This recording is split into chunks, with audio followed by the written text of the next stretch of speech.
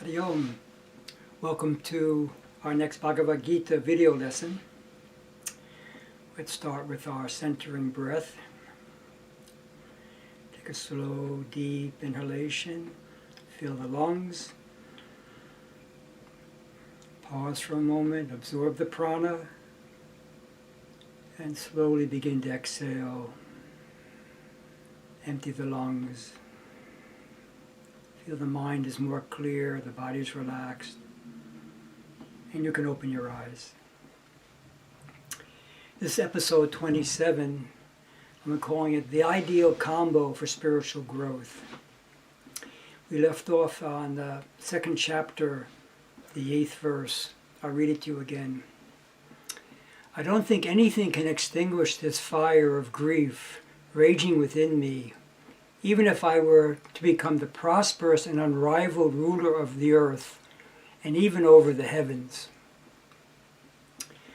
So we said last week, Arjuna is in a lot of pain.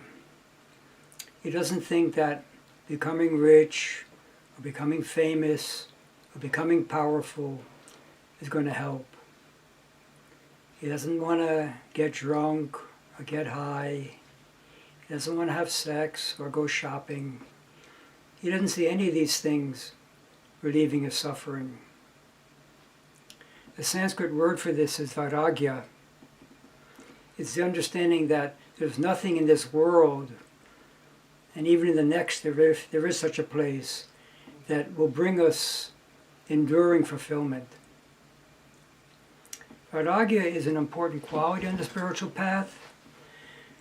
But as we're letting go of all the things we're clinging to outside of ourselves, we may find ourselves feeling, descending into a sense of emptiness, purposelessness, like we see happening to Arjuna now. Both the Yoga Sutras and the Bhagavad Gita talk about pairing vairagya with another important quality called abhyasa. Abhyasa means practicing holding on to something meaningful to us, fixing the mind on some higher ideal. As we're letting go of stuff that's encumbering our soul, we also need something to hold on to. Swami Satchidananda tells the story of these three men, they're friends, and they're already a bit drunk. They decide to go to this gambling den on the other side of the river. So they steal a boat, they start rowing, they're drinking, they're rowing, drinking, rowing.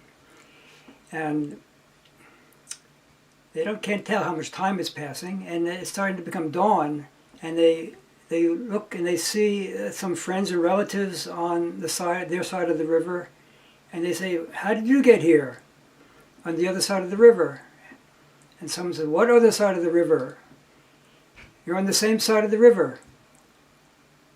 They said, "We've been rowing all night." "Yeah, you've been rowing, but you never untied the boat." So that's the example of abhyasa without vairagya.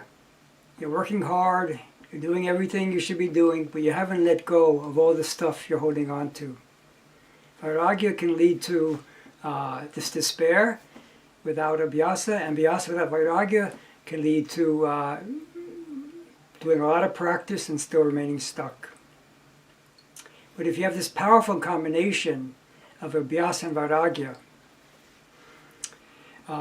holding on to a higher goal and letting go of the habits and the thought patterns that are holding us back, and then the soul can make quick progress. And we, like Arjuna, can lift ourselves out of despair. So the homework assignment for this week could be, is there anything that we think we'd like to hold on to more? And is there anything we think that we'd like to hold on to less? You don't have to change anything yet. Just highlight this in your consciousness. Thanks for watching this week. Hope to see you next week. Om Shanti, Shanti, Shanti.